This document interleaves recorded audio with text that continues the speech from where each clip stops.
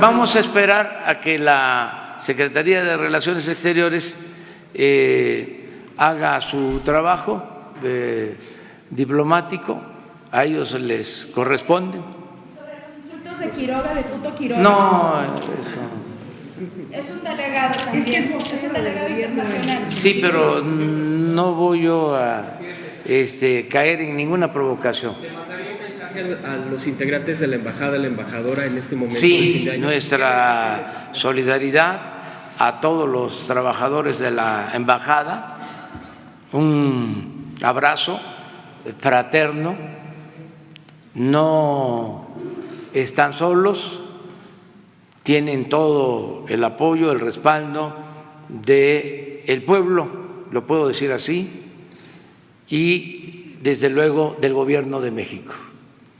Entonces, vamos a esperar para que este asunto se resuelva.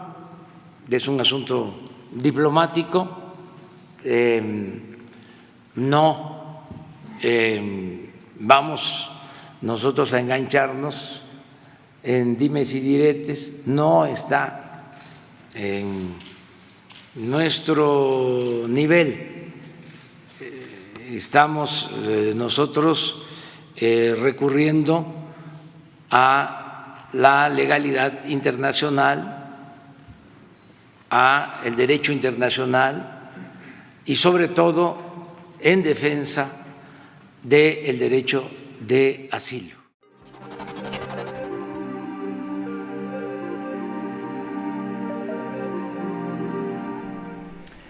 Amigos cibernautas, ¿qué tal? Muy buenas tardes. Sean ustedes bienvenidos a NP Noticias de la tarde, con el gusto y con el placer de siempre de estar nuevamente aquí con ustedes.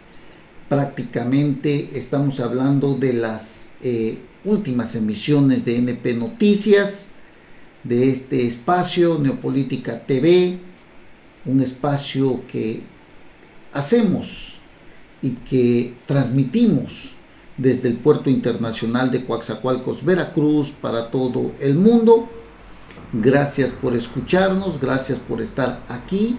Son los últimos programas de este año, desde luego, porque si Dios lo permite, estaremos siguiendo en el siguiente año tratando de llevarles algo de información. Y bueno, la verdad es que un año más que terminamos pues con mucho trabajo, la verdad. Cada día nos acompaña más gente, cosa que la verdad también me da mucha alegría y mucho gusto que nuestro programa sea pues siga siendo visto, que se siga escuchando, que se siga viendo, que se siga opinando. Y bueno, mientras Dios nos dé la oportunidad, seguiremos aquí en este espacio. Ya tenemos pues varios años, la verdad, de trabajo desde que creamos este canal. Y bueno, nos da mucho gusto estar nuevamente aquí con ustedes. Hoy viernes viernes 27 de diciembre del año 2019. La verdad que rápido se ha ido este año, muy rápido, sinceramente. Tantas y tantas cosas que se han vivido, lo de las mañaneras del presidente López Obrador, que no han servido para nada, ¿no? Más que para él como una estrategia de comunicación.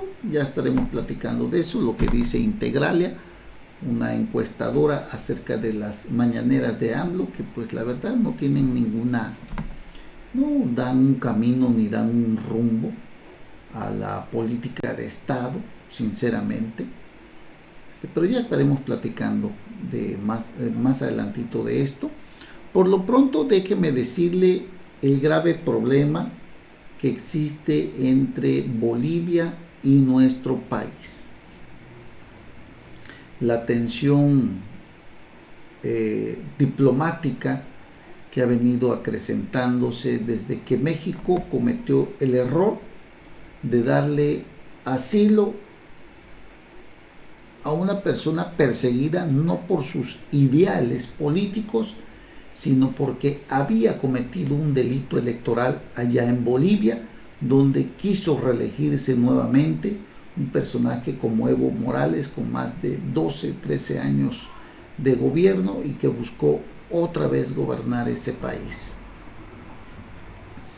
Él salió de Bolivia y esto fue, si no mal recuerdo, creo que fue a principios de noviembre. Sí, para ser exacto, se remonta al 10 de noviembre, cuando Evo Morales renunció a la presidencia en Bolivia. 2 días después, el exmandatario boliviano aterrizó en el aeropuerto de nuestro país en condición de asilado político. Y bueno, todo esto abrió un nuevo capítulo de desacuerdos o malos entendidos.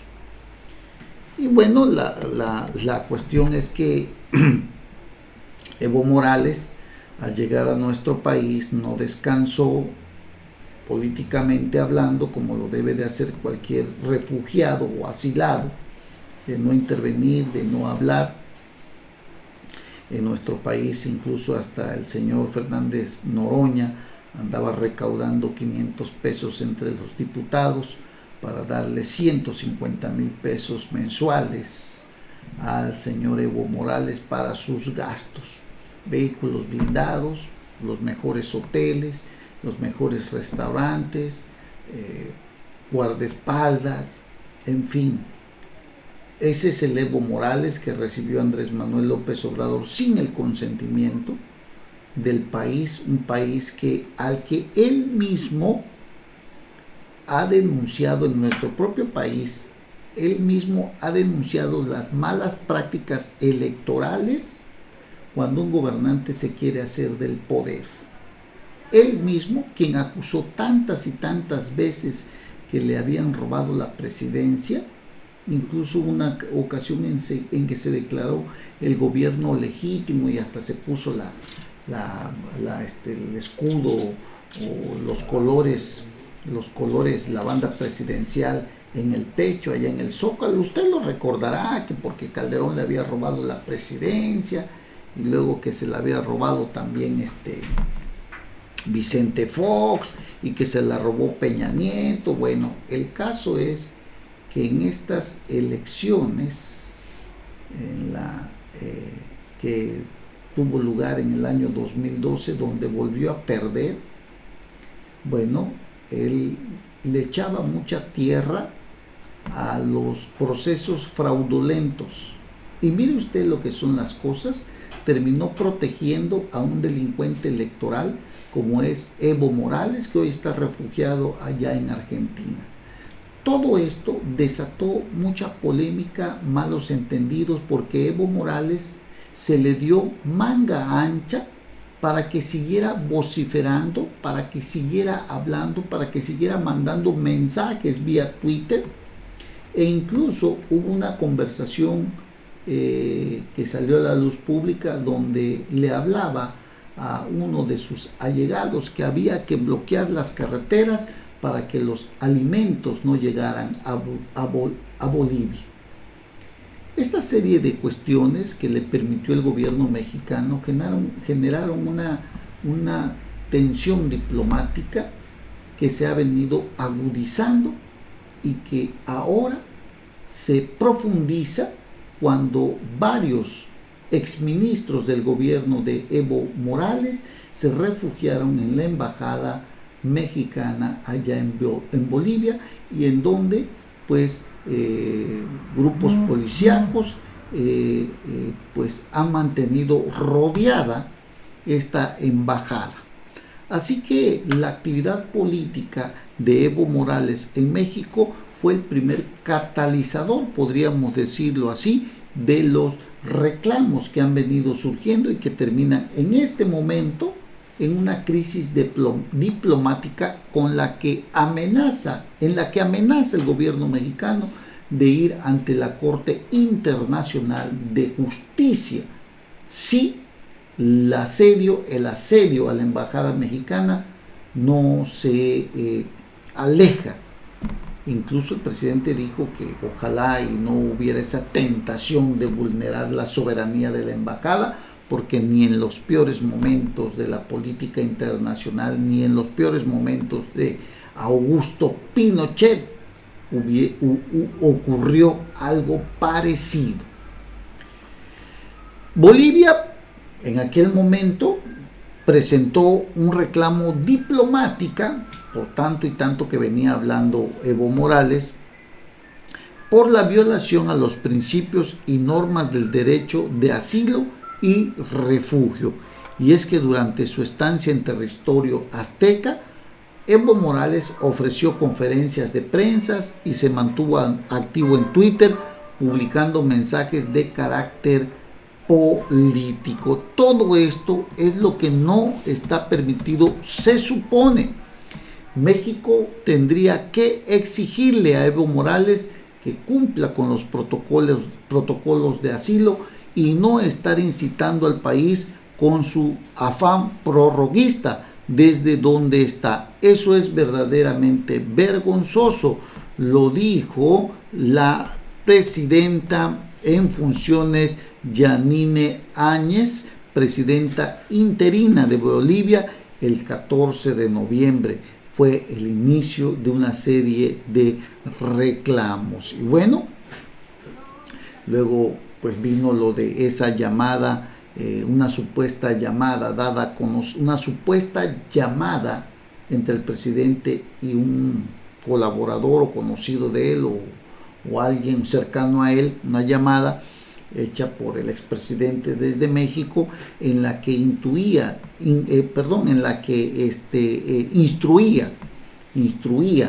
a bloquear los accesos a la paz en plena protestas sociales y desde luego con ello evitar la entrada de alimentos. El gobierno boliviano denunció a Morales ante la justicia por los delitos de sedición y terrorismo y presentó una protesta formal ante México por desconocer la declaración sobre el asilo territorial. Todo esto que le estoy diciendo, todo esto terminó en que el gobierno de Bolivia tiene cercada como elementos policíacos la embajada mexicana allá en Bolivia, y bueno, el presidente López Obrador, pues en un mal cálculo político, podríamos llamarle así, cometió este gravísimo error de permitirle a Evo Morales, por el solo hecho de considerar que le habían dado un golpe de estado, darle asilo político. Y eso, al final, no es lo criticable, porque vaya usted a saber qué intereses tiene el presidente de la República con el gobierno de Bolivia, que al final Evo Morales pues les dio la espalda, y a pesar de todo el respaldo, pero eso no es lo grave. Lo grave es que Evo Morales seguía incitando al gobierno de Bolivia a la violencia. Les repito, se intentaba bloquear los accesos para que los alimentos no llegaran, entre otras cuestiones más, ¿no? Y les repito, esto se acrecentó, el asedio que se dio fue precisamente porque dirigentes del movimiento al socialismo y exministros del gobierno de Evo Morales se asilaron en la Embajada de México en Bolivia, lo que aumentó la tensión entre ambos países. Y por ahí anda corriendo el tuit, usted lo vio, donde Evo Morales estaba muy agradecido con el hermano Andrés Manuel López Obrador y el gobierno y pueblo de México por salvarle la vida. La verdad es que el gobierno de Bolivia que él encabezaba se destruyó por la enorme ambición del poder de seguir siendo presidente de la República, al grado que las protestas sociales obligaron al ejército de ese país a retirarle su respaldo militar.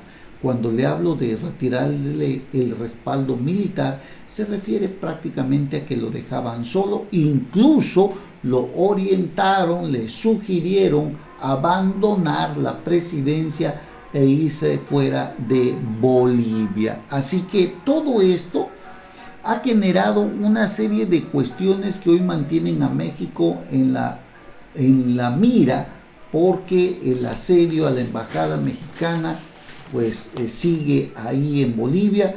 Y bueno, es verdad que México cometió un gravísimo error, y bueno, ante este hecho el gobierno mexicano anunció el día de ayer, usted lo vio y lo escuchó en esas mañaneras o en sus programas, que presentarán un recurso ante la Corte Internacional de Justicia, el principal órgano judicial de Naciones Unidas. Las diferencias diplomáticas entre México y Bolivia han llegado a la justicia internacional.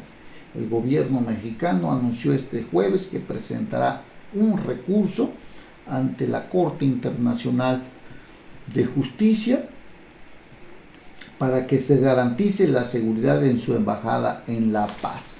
El gobierno boliviano ha dicho que busca un diálogo, pero tiene que ser directamente con el canciller.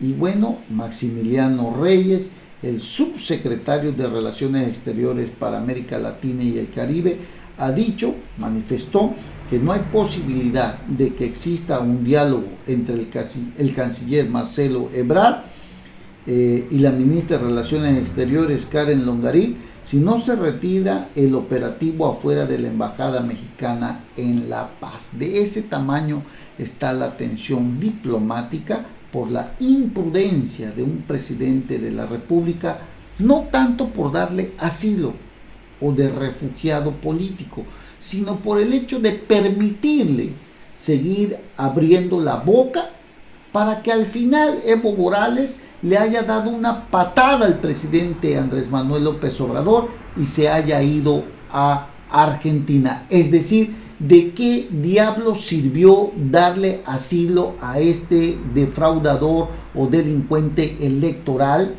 de Bolivia, si al final lo que hizo fue darle una patada en el trasero al gobierno mexicano? Digo, sinceramente hay que verlo de esa manera. No puede ser posible que se haya arriesgado tanto México para que al final pues haya terminado dándole una patada en el trasero a Andrés Manuel López Obrador. Y bueno, hay una declaración también del expresidente de Bolivia, el expresidente de Bolivia, Jorge Quiroga, quien tacha a Andrés Manuel López Obrador durante una conferencia de prensa que ofreció el expresidente de Bolivia, Jorge Quiroga, y lo tacha de matoncito y abusivo. Así definió el expresidente y ex vicepresidente de Bolivia a Andrés Manuel López Obrador. En su mensaje, el ahora delegado presidencial de Bolivia ante la comunidad internacional afirma que el presidente López Obrador es tan servil con los abusivos y autoritarios y tan matoncito y abusivo con Bolivia porque nos crees pequeñitos y crees que nos vamos a correr de tus amenazas. Al referirse al presidente, dijo que este cínico sinvergüenza se pasó de bellaco con Bolivia, ha confundido nuestro respeto y deferencia con cobardía, que no se equivoque, que no venga a manotear a la segunda presidenta mujer en la historia de Bolivia. Y vamos que Jorge Quiroga pues es el delegado presidencial ante la comunidad internacional, fue presidente de Bolivia, fue vicepresidente de Bolivia, tiene toda la calidad moral para hablar. Y sinceramente el error del presidente Andrés Manuel López Obrador pues sí es algo delicado que tensiona las relaciones internacionales entre Bolivia y México. Esperemos que esto se solucione, pero son los errores de un presidente de la República que en busca de esos aplausos y de esa popularidad mal encaminada, pues genera este tipo de problemas, genera este tipo de tensiones en los que, bueno, sinceramente, pues el pueblo de México en su mayoría, repito, no está de acuerdo. ¿Y todo para qué? Para que al final Evo Morales le haya pegado una patada en el trasero a Andrés Manuel López Obrador y haya preferido irse a Argentina. ¿De qué sirvió, repito, este asilo, este refugio político, si al final ha recibido solamente López Obrador el desprecio de Evo Morales? Así de ese tamaño, véalo usted, porque mire, no se quedó en México. Tómelo como usted quiera, analícelo como usted quiera, se lo dejo a su propio criterio, pero la realidad es que Evo Morales despreció al gobierno mexicano, despreció a Andrés Manuel López Obrador, que le había abierto las puertas. O sea, Evo Morales únicamente utilizó a Andrés Manuel López Obrador, que no supo ver lo que realmente quería Evo Morales. Y bueno, ahora está en Argentina y aquí solamente lo utilizó de un trampolín para poder llegar a Argentina. No estuvo ni siquiera, pues qué, como un mes a lo mejor estuvo aquí, pero ya se fue. ¿Y de qué sirvió todo esto? Digo, para que usted saque su propio análisis, para que usted lo analice, no sirvió de nada. Esa es la verdad. Bueno, ahí queda este recuento para que usted lo analice. Y bueno, también se ha venido analizando lo de las mañaneras de Andrés Manuel López Obrador. Y la verdad es que no hay, digamos, así que mucho agrado porque todo el mundo vaya a ver la información que da Andrés Manuel López Obrador en su mañanera, porque la verdad que ya lo convirtió en un soliloquio, porque sinceramente hay respuestas que duran hasta 45 minutos, ¿no? Respuestas muy largas en un tema que al final termina no diciendo absolutamente nada. Mire usted, Integralia, esta empresa del señor Ugalde, que fue exdirector del Instituto Federal Electoral, revela Integralia que el 80% de las respuestas de Andrés Manuel en las mañaneras son falsas o distorsionadas. Y tal pareciera que están hasta arregladas, ¿no? Bueno, el estudio que hace Integralia revela que la mayoría de los que asisten a la mañanera no son periodistas profesionales, son pseudoperiodistas de redes sociales contratados que asisten para lanzarle porras a Andrés Manuel y a sus mentiras. Por eso le digo que no hay una visión de Estado en la que realmente sean las mañaneras así como para darle un rumbo al país, como para darle certeza, como para darle seguridad, como para darle confianza. Sus mañaneras han servido únicamente como para mantener un rating, si es que así se le puede llamar, o como para mantener una presencia mediática, pero que al final en las políticas públicas no sirven absolutamente de nada. Esa es la gran realidad de las mañaneras. Que me perdonen los chairos y que me perdonen aquellos que son muy entregados a Andrés Manuel López Obrador, pero no reflejan absolutamente nada. El ejercicio periodístico, dice Carlos Ugalde, en México no solo se encuentra inmerso en un ambiente de violencia sin precedentes, sino también enfrenta el reto de obtener información en una administración federal que la concentra y no necesariamente dice la verdad. Digo, si esto fuera muy importante, lo de las mañaneras, a lo mejor otros mandatarios de otra parte del mundo, de otras partes del mundo, ya hubieran adoptado todo esto, pero la verdad es que esto no ayuda absolutamente en nada. En la presidencia de Andrés Manuel López Obrador, el ejercicio informativo más importante es la conferencia mañanera, misma que según la organización Amnistía Internacional contribuyen a generar un ambiente hostil en contra de los comunicadores y en ocasiones son respuestas masivas en redes sociales. Y es que en las mañaneras estamos clasificados entre fifís, conservadores, chairos y de todo, ¿no?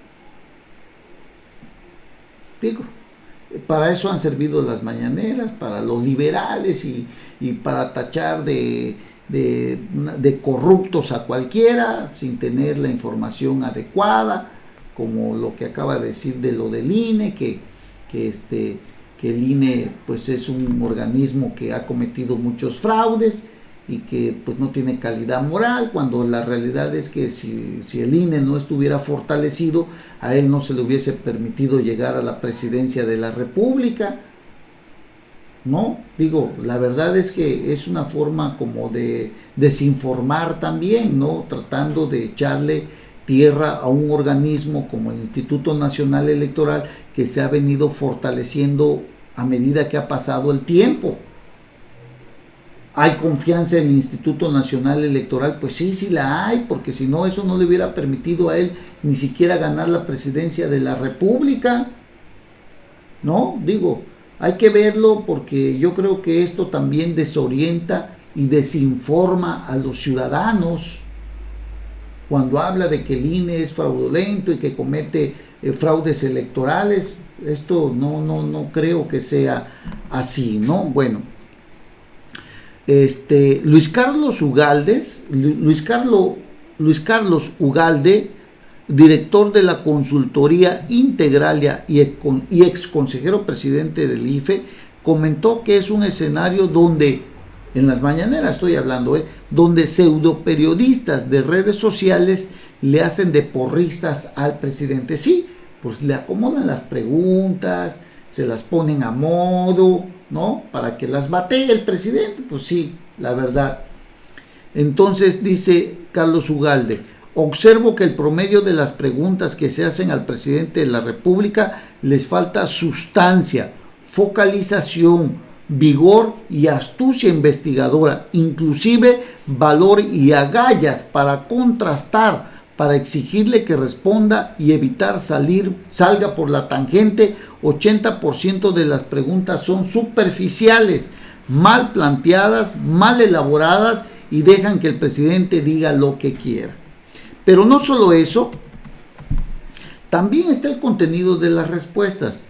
De acuerdo a un estudio de Integralia, de las 306 declaraciones verificadas del Ejecutivo, del 11 de febrero al 22 de noviembre del 2019, 34%, es decir, 103, fueron verdaderas. 26%, o sea, 80, son falsas.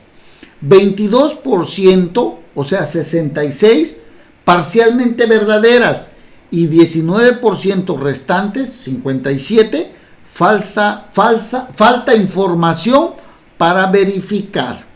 Uno de los acontecimientos donde más se notó el centralismo de la información fue el operativo en Culiacán, Sinaloa, donde tras la detención de Ovidio Guzmán, las fuerzas de seguridad dejaron libre al hijo de Joaquín El Chapo Guzmán. Y a propósito de lo del Chapo Guzmán, de este operativo fallido, 5 años está blindada toda información de lo que resta del sexenio de Andrés Manuel López Obrador para no ser expuestos ante el escrutinio público de este operativo fallido. Toda la información contenida está resguardada, no se le puede dar información a nadie hasta que pasen 5 años. Lo que tanto luchó, lo que tanto peleó de que no deberían de ocultar información, hoy Andrés Manuel López Obrador hace lo mismo que ayer tanto criticó. Ha encapsulado esa información de seguridad del operativo fallido de Ovidio Guzmán para que ni usted ni yo conozcamos lo que realmente sucedió. Este señor que durante años luchó en contra del gobierno por ocultar información, hoy se encarga él de enterrar el discurso y convertirse en más de lo mismo. Para que tenga usted una idea, ¿no? Bueno, pues ahí está este tema de lo de Ovidio Guzmán, aquel operativo en Sinaloa el 17 de octubre, tras el fracaso del operativo para detener a Ovidio Guzmán, cuando el Ejecutivo, en lugar de mantener un equipo de comunicación que pudiera dar una postura para informar a la sociedad, prefirió irse a Oaxaca a que le cantaran niños indígenas, con lo que consideró que López Obrador está tratando de transmitir una imagen de sí mismo más allá de lo que pase en el país. Está haciendo una estrategia de suplir los mecanismos de transparencia por su palabra, en la que él sí se presenta como un tipo honesto y bueno. La siguiente parte es que se interfiera la pregunta: ¿para qué necesitamos oficinas de prensa si él es toda la verdad, si él lo dice todo, ¿no? ¿O para qué necesitamos transparencia si lo que él dice es la verdad, según él, ¿no? ¿Para qué necesitamos a alguien que esté cubriendo una fuente presidencial? Pues no tiene sentido si él es todo, ¿no? Pues esto es lo que dice Integralia. También dice que los reporteros que acuden a las mañaneras sean más profesionales, más valientes y que estudien los temas. Porque hay veces que le preguntan al presidente y empieza a dar datos equivocados y quien pregunta no es capaz de decir eso no es cierto, y en parte porque a lo mejor no saben los temas de fondo. Lo primero es que estudien. Segundo, que planteen preguntas focalizadas. Y tercero, que tengan valentía y agallas para obligar al presidente a que responda lo que se le pregunta. Eso es lo que requiere, afirmó el ex consejero electoral. Bueno, pues ahí está para que usted sepa ese dato también. Lo de las preguntas de las mañaneras, normalmente se dice que son de la primera fila. Y pues no, parece ser que todo está arreglado, no hay nada fuera de lo común, todo pareciera ser que es un circo. Eso sí, nadie había hecho una conferencia mañanera diaria, de prensa diario. De todas las herramientas que hay, esta es la más arriesgada, dice por ejemplo Luis Estrada, analista político, dice que es de todas las herramientas que hay para los medios de comunicación, las conferencias diarias es la más arriesgada. Los últimos meses han durado casi 2 horas las conferencias, con respuestas de hasta 45 minutos a un solo reportero. Imagínese usted, 45 minutos para responderle una sola pregunta a un reportero. 56% de las preguntas son de la primera fila. Hay un acomodo especial para periodistas de medios digitales, pues ya están bien acomodaditos, son los que ya sabe usted, esos sí son chayoteros, ¿no? Esos sí serían los chayoteros, los verdaderos chayoteros son esos, los que reciben algo a cambio para poder ahí hacerle al cuento con el presidente, ponerle preguntas a modo, incluso hasta me atrevo a pensar, a lo mejor hasta les dan las preguntas. Usted ha observado al presidente, incluso el presidente se queda mucho tiempo en el atril, ¿no? En donde él se para hablar, se queda observando mucho tiempo hacia abajo. Tengo la impresión de que a lo mejor, pues sí, ahí puede haber información que él está leyendo o que le están pasando en ese momento. Creo que el presidente, pues sí, se ha prestado para este tipo de juegos perversos mañaneros, para dar pues lo poco que sabe, porque en realidad si se da usted cuenta no sabe mucho.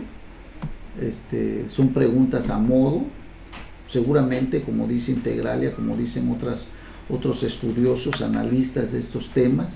El periodista tiene que estar más focalizado, tiene que ser más incisivo, tiene que conocer un poquito el tema para poder rebatir, para poder contrastar las preguntas y las respuestas, ¿no? Si no se hace así, el presidente dice lo que quiere, dice lo que le pega la gana, A nadie deja satisfecho, pero en la imagen colectiva pareciera ser que él da respuesta a todo lo que le preguntan, ¿no? Siendo totalmente falso todo esto. Bueno, pero esto es lo que estamos viendo en el gabinete del presidente, que incluso discrimina a los periodistas tradicionales. Hay 65% de participaciones y asistencia de hombres y solamente 35% de mujeres, 2-1. La mitad de las participaciones de las mujeres del gabinete son de Olga Sánchez Cordero. El presidente tiene casi 7 millones de seguidores en Facebook. Solo 7% ven las conferencias, es muy poco. De 7 millones, ¿serían qué? 7 millones, pues estamos hablando de alrededor de unas 500,000 aproximadamente, ¿no? De 7 millones, un 7%, estamos hablando de unas 500,000 personas que ven las conferencias. Tiene 7 millones de seguidores, pero la ven 500,000, pues se hace muy poco. Además que son temas muy que no levantan expectativa alguna, sinceramente, y eso pues es algo pues delicado también. Oiga, hay otro tema también que pues se ha venido manejando, y es el alza de ciertos impuestos, ¿no?, que se han venido manejando. Uno de ellos es el de la gasolina. Sin embargo, pareciera ser que sí hay un aumento, pero lo cierto es que estos aumentos son los del mes con mes. Normalmente cada mes la gasolina viene sufriendo un cambio. En los últimos días en redes sociales ha corrido el rumor de que en enero del próximo año habría un presunto gasolinazo, como se le conoce pues al aumento de las gasolinas de hasta 5 pesos por litro. El pasado 24 de diciembre la Secretaría de Hacienda publicó la actualización de las cuotas del Impuesto Especial sobre Producción y Servicios, el IEPS, el cual forma parte del precio de la gasolina. O sea, estas actualizaciones se vienen dando mes con mes. Yo creo que ahí, desde luego, es un aumento natural, digámosle así, dentro del libre mercado, que se le da mensualmente a las gasolinas, quieras o no, lo estamos padeciendo, no estamos de acuerdo con esto, porque pues al final pagamos más, pues, o sea, los gasolinazos no se han detenido, estos siguen subiendo, dicen ellos que no, pero mes con mes tenemos gasolinazo porque siguen subiendo. Llámele impuesto como usted le quiera llamar, pero pagamos más, ¿no? Es un incremento que vienen subiendo las gasolinas por precios de actualización, como le quieran llamar, pero la gasolina sigue costando más cara mes con mes. Que no va a haber gasolinazo a partir de enero, no, pero el mes con mes venimos sufriendo el gasolinazo y no hay nadie en quien lo detenga. Y a pesar de que AMLO había dicho durante campaña que se acabarían los gasolinazos, ¿no?, que ya no subiría la gasolina, ha sido una aberrante mentira, ¿no? Pero en cambio, si usted lee la columna de Sergio Sarmiento el día de hoy, que escribe, Sergio Sarmiento escribe en varios medios de comunicación.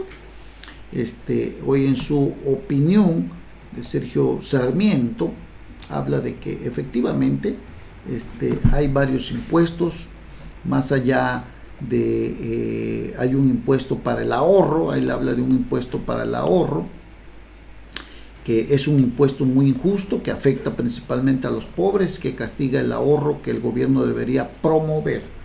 Bueno, ese es un impuesto que pues sí existe.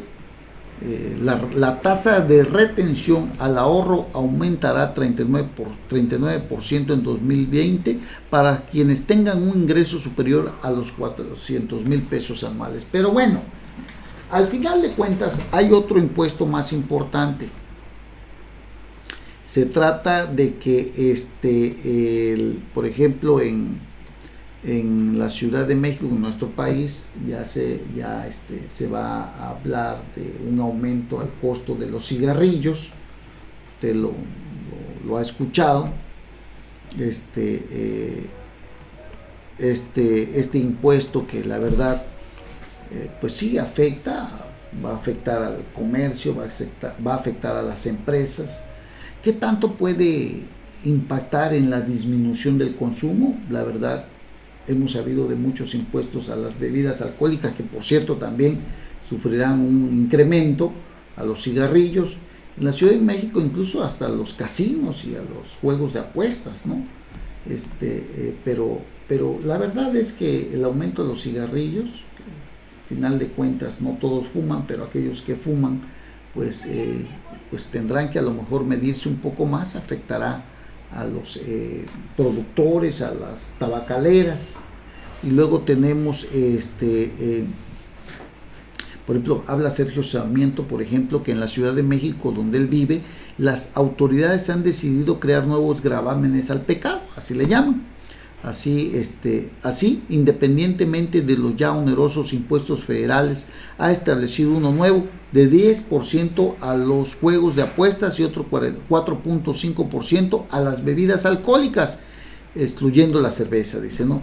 El nuevo impuesto a las apuestas hará más difícil que los establecimientos formales en la Ciudad de México, como el Hipódromo de las Américas, puedan enfrentar la creciente competencia de las apuestas en línea, mientras que el de las bebidas alcohólicas promoverá la compra en otras entidades y elevará los daños a la salud por la venta en el mercado informal. Así que bueno, hay que agarrarse con esos impuestos a los cigarrillos y a las bebidas alcohólicas, ¿no?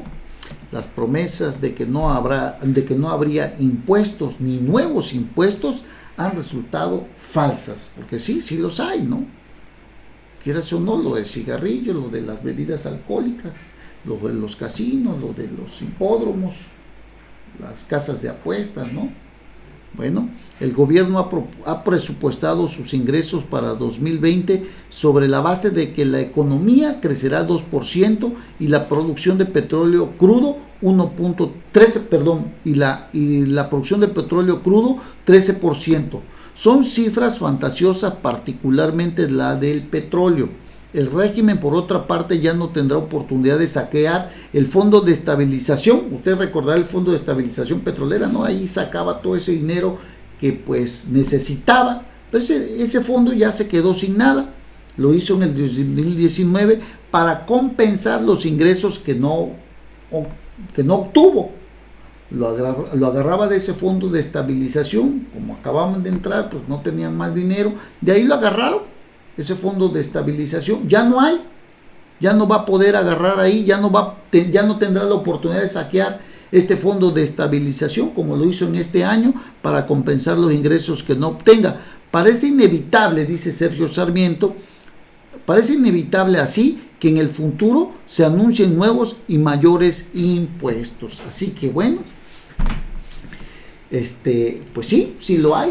Eso de que la promesa de que no habría aumentos ni nuevos impuestos han resultado verdaderamente falsos. Así están las cosas, lo dice hoy Sergio Sarmiento. Si tiene usted la oportunidad de leer ahí la columna de Sergio Sarmiento, pues ahí lo va a checar usted. Es un personaje muy bien documentado siempre Sergio Sarmiento, su columna de opinión que tiene y que escribe hoy este importante periodista columnista. Bueno, hacemos una breve pausa y regresamos inmediatamente. No se vayan. Gracias. NP Noticias, de Coatzacoalcos para el mundo.